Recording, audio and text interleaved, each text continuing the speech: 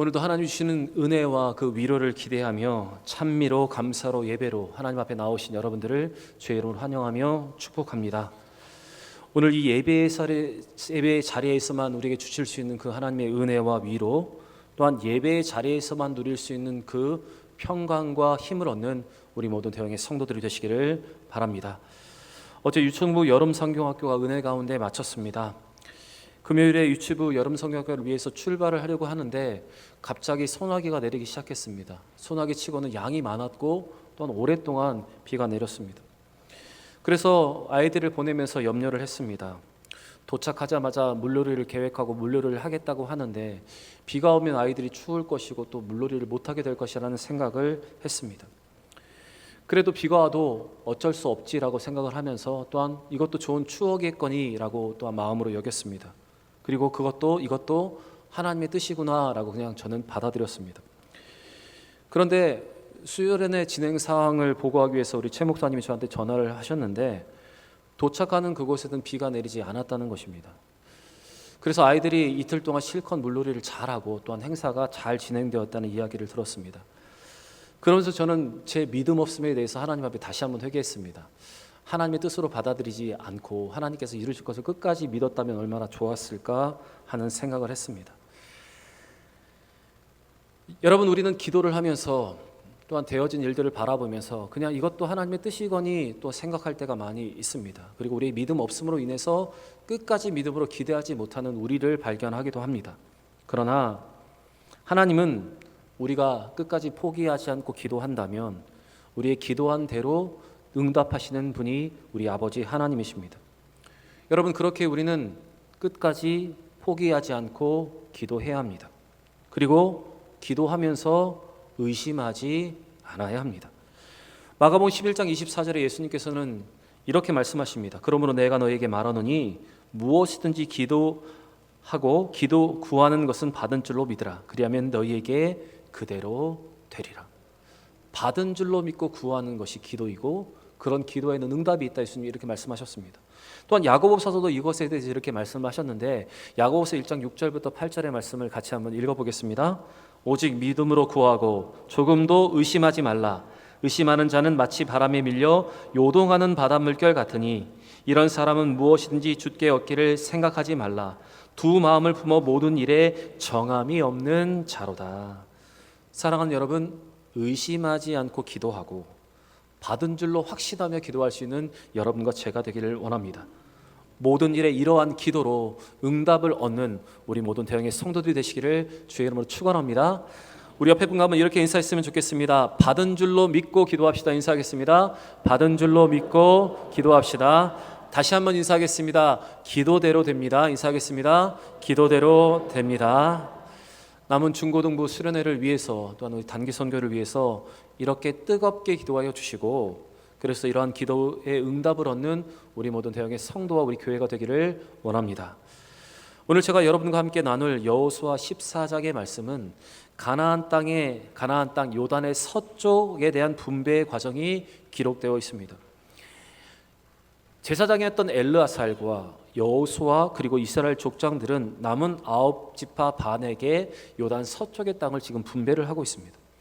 그런데 오늘 요단 서쪽의 땅의 분배의 과정에서도 요단 동쪽의 땅의 분배의 과정과 같이 하나님의 원칙과 특징이 기록되어 있습니다. 그리고 믿음으로 승리한 내용이 기록되어 있습니다. 오늘 이 분배의 특징을 바라보시면서 이것을 믿음의 원칙으로 잘 삼을 수 있는 여러분과 제가 되기를 원합니다. 먼저 1절 말씀을 보시면 땅의 분배는 제사장 엘르아살과 지도자 여호수아 그리고 이스라엘의 각 지파의 지도자들이 모여서 제비 뽑기로 이것을 시행했습니다. 여기에는 요단 동쪽에서 이미 기업을 받은 두 지파 반은 배제되었고 하나님을 섬기는 레위 지파도 참여하지 못했으며 레위 지파 대신에 요셉의 아들이었던 므낫세와 에브라임이 각각 한 지파씩 되어서 9지파 반이 이 분배의 과정에 참여하게 되었습니다. 그런데 이 땅의 분배의 과정 속에 한 가지 특징이 있는데 그것은 제비뽑기로 땅을 분배하였다는 것입니다. 이렇게 그들이 땅의 분배를 제비뽑기로 하게 된 것은 바로 모세의 가르침에 따른 것입니다. 그리고 이것은 하나님께서 모세에게 명령하신 것이기 때문에 그들은 여호와의 명령대로 여호와의 방법대로 땅의 분배를 하였습니다. 그래서 5절 말씀에 이렇게 기록되어 있는데 우리 5절 말씀을 같이 한번 읽어보겠습니다. 5절입니다. 이스라엘 자손이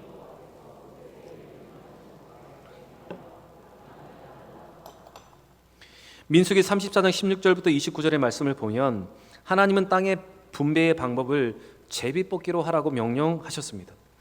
하나님께서 이렇게 제비뽑기의 방식으로 땅을 분배하라 하신 것은 특정 지파에게만 특혜를 주는 것을 막고 각 지파의 기업은 어디까지나 하나님의 주권에 의해서 이루어졌다는 것을 그들에게 보여주기 위해서 이 제비뽑기의 방법을 그들에게 명령하셨습니다. 특별히 기업의 분배에 있어서 가나안 땅의 모든 정복의 과정을 주도했던 여호수아가 전면에 나선 것이 아니라 제사장이었던 엘르아살의 이름이 먼저 나오고 있고 바로 엘르아살이 전면에 나서고 있습니다. 이렇게 백성의 지도자들보다 하나님의 제사장 엘르아살이 먼저 언급되고 있는 이유도 가나안 땅이 이 지도자의 소유가 아니라 백성들의 소유가 아니라 하나님의 소유를 백성들에게 나누어 주는 것임을 분명하게 보여주시기 위함이었습니다. 이스라엘 각 지파는 이렇게 제비뽑기로 기업을 분배받았고 각 지파의 기업도 가족별로 분배를 받았습니다. 그리고 그 결과에 대해서 어느 누구도 불만을 제기하지 않았습니다. 이스라엘 백성들이 이렇게 불만을 제기하지 않은 것은 바로 이 제비뽑기의 모든 결과를 그들이 하나님의 뜻으로 받아들였기 때문입니다. 물론 그들 중에는 땅의 분배에 대해서 불평하고 불만을 느낀 사람들도 있었을 것입니다. 그러나 이 모든 것에 대한 불평이 기록되어 있지 않은 것은 그들이 이 모든 것을 하나님의 뜻으로 받아들이고 그들이 순복하고 있었던 그들의 믿음이 있었음을 우리에게 오늘 보여주고 있는 것입니다. 여러분, 저는 오늘 이 말씀을 통해서 제비뽑기가 성경적이라고 여러분에게 말씀을 드리고 싶은 것이 아니라 그들이 하나님의 명령대로 순종하여서 제비뽑기를 하였고 그 결과를 하나님의 뜻으로 받아들였다는 이것에 대해서 여러분에게 말씀을 드리고 싶습니다. 여러분, 하나님의 뜻과 하나님의 계획은 다양한 방법으로 실현될 수 있습니다. 그리고 하나님의 계획과 뜻은 인간의 판단이나 생각을 넘어서는 것입니다. 그렇게 이스라엘 백성들이 하나님의 선택하신 분배의 방법에 순종하고 그 결과를 하나님의 뜻으로 받아들이면서 순복하였던 것처럼 우리는 하나님의 명령에 순종하는 자세, 또한 이루어진 모든 결과를 하나님의 뜻으로 받아들이는 믿음의 태도가 여러분 우리에게 필요합니다. 그러나 여전히 우리는 예수를 믿는다고 하고 하나님의 섭리와 하나님의 주권을 신뢰한다고 이야기하지만 여러분 아직도 일어난 결과에 대해서 순복하지 못하고 하나님의 뜻으로 받아들이지 못하는 경우가 있습니다. 그리고 모든 일을 해결하는 방법도 하나님의 명령과 하나님의 방법에 순종하기보다는 내 방식을 고집하고 세상의 방법을 따라갈 때가 너무나 많이 있습니다. 그러나 여러분, 우리 하나님이 우리에게 원하시는 것은 우리가 하나님의 명령과 하나님의 방법에 순종하고 그 결과를 하나님의 뜻으로 믿고 그것을 순복하는 것을 우리에게 원하십니다. 여러분, 우리의 삶이 언제나 생각대로 되지 않고 예수를 따라가고 말씀대로 살아가는 것이 언제나 즐겁고 행복하지 않습니다. 우리가 예상하지 못한 결과를 우리는 맞이할 수도 있고 우리가 생각하지 않은 어려움도 우리가 당할 수 있습니다. 그러나 여러분, 우리는 믿음의 사람이기 때문에 이 모든 것도 하나님의 뜻 가운데 있는 하나님의 뜻으로 받아들이고 그 가운데서 감사할 수 없는 상황에서라도 여러분 감사할 수 있는 믿음이 여러분 우리 가운데 있어야 하는 것입니다. 여러분, 오늘 이 제비뽑기 가운데 담겨있는 하나님을 향한 순종, 하나님의 뜻에 대한 이 순복을 기억하시면서 우리의 삶에 일어나는 여러 가지 일들에 대해서도 하나님의 방법대로 순종할 수 있고 또한 일어난 일에 대해서도 하나님의 뜻으로 순복할 수 있고 그 가운데 감사할 수 있는 여러분과 저의 삶이 되기를 원합니다. 기업의 분배가 시작될 때 갈렙은 제비 뽑는 절차 없이 자신에게 헤브론 땅을 달라고 특권을 요구하고 있습니다. 그것이 6절의 말씀의 기록인데 우리 6절 말씀을 같이 한번 읽어보겠습니다. 6절입니다. 그때 유다 자손이 길갈에 있는 여호수아에게 나아오고 그니스의 사람 여분네의 아들 갈렙이 여호수아에게 말하되 여호와께서 가데스 바네에서 나와 당신에 대하여 하나님의 사람 모세에게 이르신 일을 당신이 아는 바라. 이러한 말을 시작으로 갈렙은 자신의 특권에 대해서 여호수아에게 이야기하고 있고, 그 특권으로 이 헤브론 땅을 자신에게 달라고 요구를 하고 있습니다. 갈렙은 여호수아와 함께 출애굽한 1세대로서 유일하게 생존한 사람 중에 한 사람입니다. 갈렙이 여호수아와 함께 이렇게 살아남게 된 것은 그가 가나안 땅을 정탐했던 12 정탐꾼 중에서 온전한 믿음으로 고백했던 이 2명의 정탐꾼 가운데 포함되어 있었기 때문에 그렇습니다. 그에 대한 내용이 바로 7절부터 언급되어 있는데, 여러분 7절부터 8절 9절의 말씀을 잘 보시면 그는 신실한 믿음의 고백을 하나님께 드렸기 때문에 여호수아와 함께 1세대로서 살아남고 이 가나안 땅을 정복하는 최전선에 설 수가 있었습니다. 사실 갈렙의 요청은 과거 모세로부터 받은 약속에 근거한 정당한 요구였습니다. 그것이 바로 9절의 기록인데, 우리 9절 말씀도 같이 한번 읽어보겠습니다. 그날에 모세가 맹세하여 이르되 내가 내 하나님 여호와께 충성하였은즉 내 발로 밟는 땅은 영원히 너와 내 자손의 기업이 되리라 하였나이다. 그런데 여러분, 이러한 청원은, 이러한 특권은 자칫하면 출애굽한 1세대이며 여호수아와 더불어 유일하게 살아남은 지도자라는 특권 의식에서 시작된 것처럼 보일 수가 있습니다.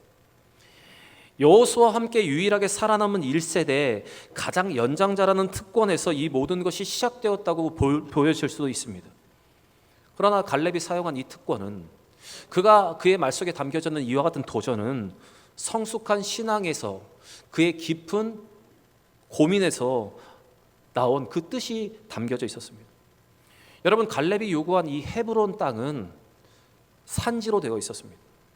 그리고 이것은 아낙의 선조인 아르바의 이름을 따서 기랏 아르바라고 불리는 견고한 도시일 뿐만 아니라 거대한 거인 족속이었던 아낙 자손들이 모여 사는 도시였습니다. 갈렙이 이와 같은 험한 땅을 요구하게 되는 사연이 있었습니다. 45년 전 12 정탐꾼들이 가나안 땅을 40일 동안 정탐할 때 그들이 가장 인상적으로 본 곳이 있었습니다. 그것이 바로 이 헤브론 땅이었습니다. 이 때문에 12 정탐꾼의 보고에는, 특별히 10명의 부정적인 보고를 한 정탐꾼들의 보고에는 아낙 자손들에 대한 이야기가 대부분이었습니다.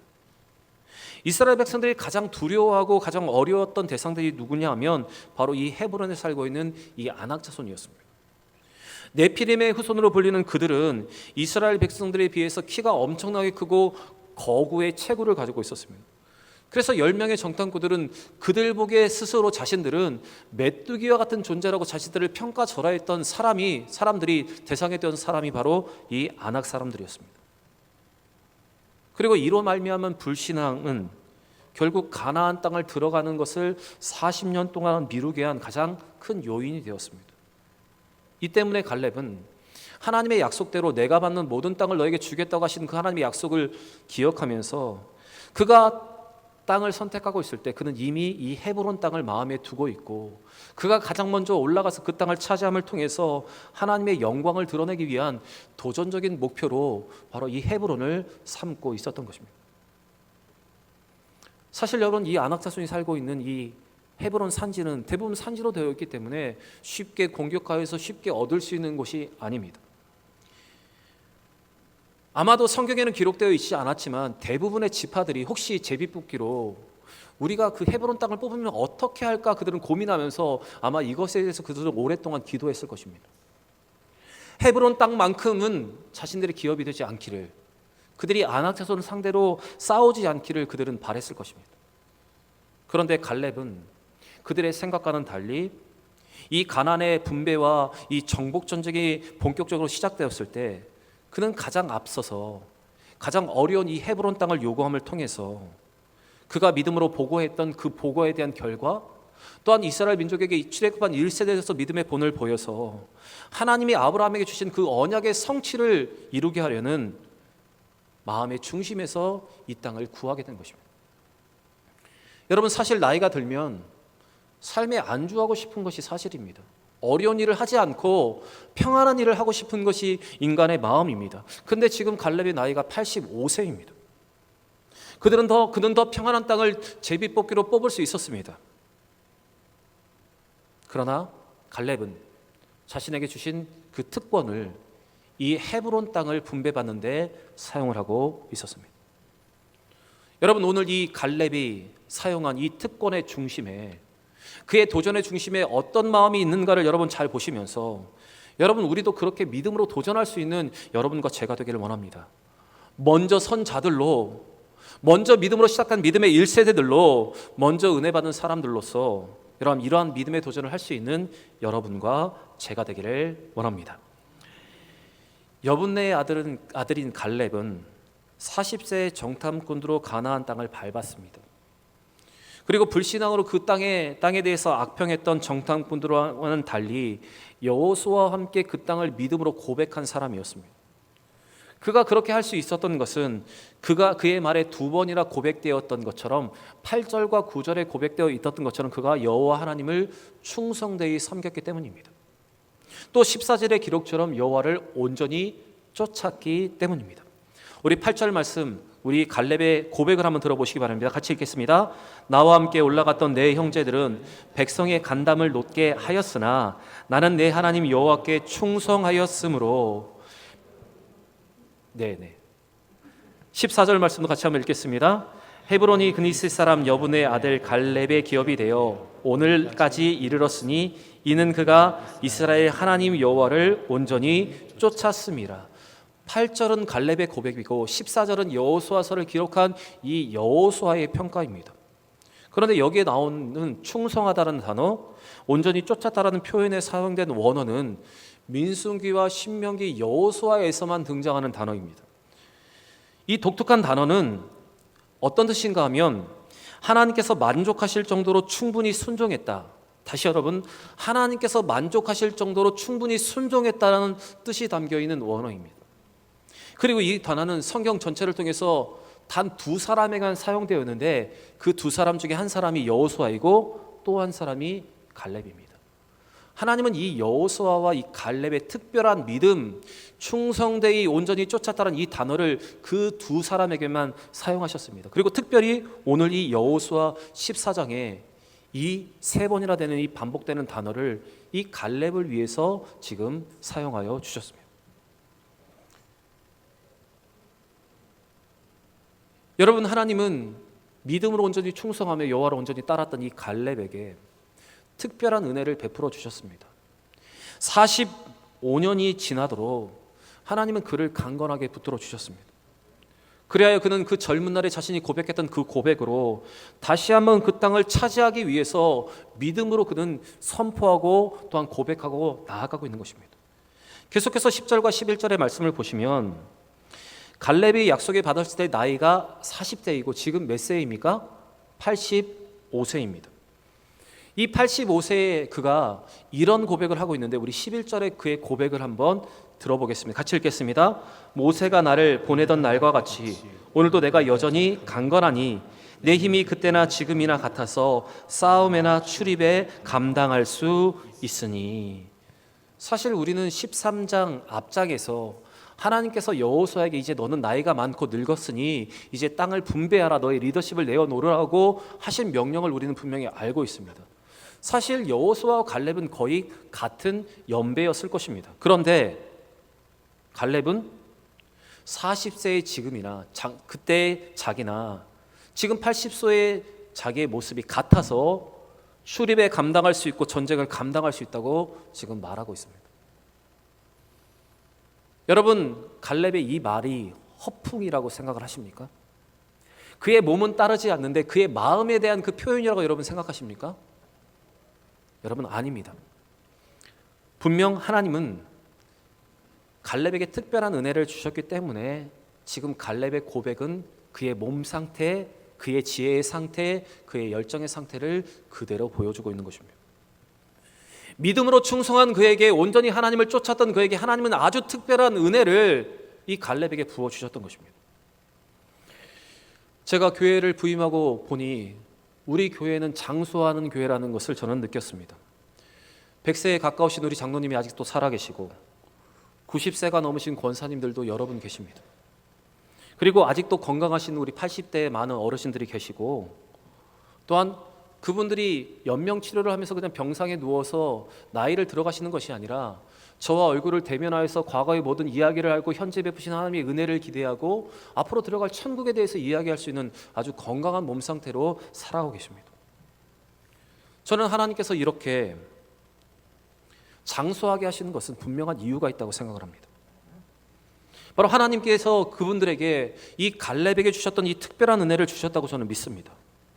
또 생명을 연장하게 하신 것은 아직도 감당할 사명이 있기 때문에 그렇게 하신 것이라 저는 생각을 합니다. 그리고 저는 오늘 여러분들에게 주의 이름으로 축원하고 싶습니다. 여기 계신 모든 어르신들도 또한 믿음의 세대들도 이 갈렙과 같은 특별한 은혜를 모두 다 받아 누리기를 원합니다. 아멘 하신 분에게는 이러한 은혜가 임할 줄 믿습니다. 사랑하는 여러분, 우리 하나님은 온전하게 자신을 하나님 앞에 보이는 자들에게 하나님의 온전함을 보이시고 특별하게 하나님을 충성되게 온전히 섬기게 하신 사람에게는 특별한 은혜를 베풀어 주신 하나님이십니다. 그래서 사무엘하 22장 26절부터 27절에 하나님 우리에게 어떤 분이신가가 이렇게 기록되어 있는데 우리 같이 한번 읽어보겠습니다. 자비한 자에게는 주의 자비하심을 나타내시며 완전한 자에게는 주의 완전하심을 보이시며 깨끗한 자에게는 주의 깨끗하심을 보이시며 사악한 자에게는 주의 거스림을 보이시리이다. 여러분, 우리 하나님은 완전한 자에게 하나님의 완전함을 보이시고 충성을 보이며 하나님께 온전히 따라간 자에게 특별한 은혜를 베풀어 주시는 우리 하나님이십니다. 이 하나님의 역사하심과 은혜를 믿고 오늘 갈렙과 같은 충성으로 온전히 하나님을 따라 섬기는 그 모습을 통해서 갈렙이 누렸던 이 모든 축복과 은혜를 누릴 수 있는 여러분과 제가 되기를 원합니다. 여러분의 아멘대로 여러분의 삶이 그렇게 갈렙과 같은 삶이 되시기를 주의 이름으로 축원합니다. 갈렙은 믿음으로 선포합니다. 이 산지를 내게 주십시오. 그의 요구대로 갈렙은 헤브론을 분배받았고 85세의 갈렙은 그 산지를 공격하여서 그 헤브론 땅을 차지했습니다. 그는 그 땅을 기업으로 받았습니다. 그리고 그는 여기에 그치지 않고 다른 지파들이 가나안 땅을 정복할 때 가장 최전선에서 선봉장이 되어서 가나안 땅의 정복을 주도했던 믿음의 사람이 되었습니다. 사랑하는 여러분, 오늘 이 요단 서쪽의 분배 과정에서 기록되어 있는 이 특징을 기억하시면서 하나님의 명령과 하나님의 방법에 순종하고 또한 일어난 모든 일들 그 결과도 하나님의 뜻으로 순복할 수 있는 우리 모두가 되기를 원합니다. 그리고 갈렙과 같이 충성되이 그리고 여호와를 온전히 쫓아서 주시는 건강, 주시는 지혜, 주시는 열정이 넘치는 우리 모든 대형의 성도들이 되시기를 바랍니다. 오늘 우리에게 주시는 이 귀한 은혜의 말씀이 여러분과 저에게 도전이 되고 또한 위로가 되고 힘이 되기를 주의 이름으로 다시 한번 간절히 부탁드립니다.